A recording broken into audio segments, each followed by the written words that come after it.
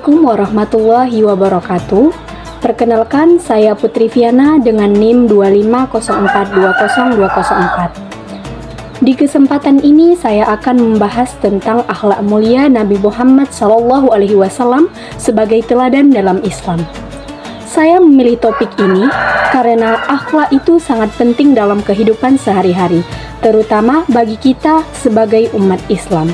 Karena Nabi Muhammad SAW merupakan contoh yang paling terbaik dalam berperilaku. Selanjutnya, saya akan menjelaskan pengertian akhlak. Apa itu akhlak? Akhlak adalah perilaku atau sikap manusia dalam kehidupan sehari-hari.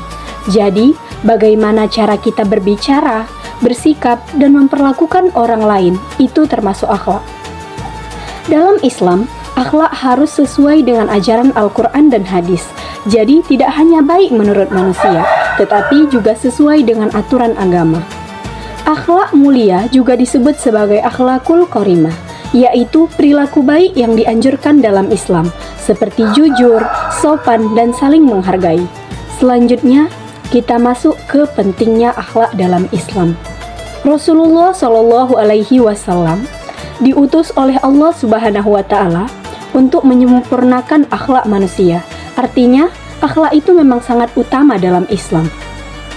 Kemudian, akhlak itu lebih penting daripada sekedar ilmu, karena orang yang berilmu tetapi tidak punya akhlak yang baik, ilmunya bisa saja disalahgunakan. Dan yang terakhir, akhlak menjadi penentu baik atau buruknya seseorang.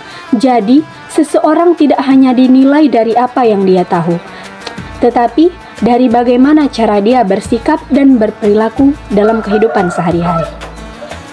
Selanjutnya, slide ini menjelaskan 4 sifat utama Rasulullah. Yang pertama, sidik, amanah, tabligh, dan fatonah. Yang mana sidik artinya beliau selalu jujur dan tidak pernah berbohong. Selanjutnya amanah, beliau sangat bertanggung jawab dan dapat dipercaya. Selanjutnya tabligh, beliau berani menyampaikan seluruh kebenaran tanpa adanya yang ditutup-tutupi. Selanjutnya fatanah, beliau cerdas dan bijaksana dalam mengambil keputusan. Lalu bagaimana praktiknya? Ini contoh perilaku beliau. Yang pertama jujur, perkataannya selalu sesuai dengan kenyataan. Selanjutnya beliau sabar, beliau tidak pernah marah meskipun dihina atau dicaci. Beliau juga pemaaf, tidak pernah dendam bahkan kepada musuhnya sekalipun. Rendah hati, beliau bersikap sederhana, merakyat kepada siapa saja. Bagaimana cara kita meniru Nabi saat ini? Yang pertama, kita harus menerapkan perilaku sopan. Hormat kepada orang tua dan guru. Jaga ucapan, menghindari kata-kata kasar, peduli, saling menolong sesama yang kesulitan. Selanjutnya, integritas, selalu jujur dalam segala situasi. Terakhir, apa manfaatnya bagi kita?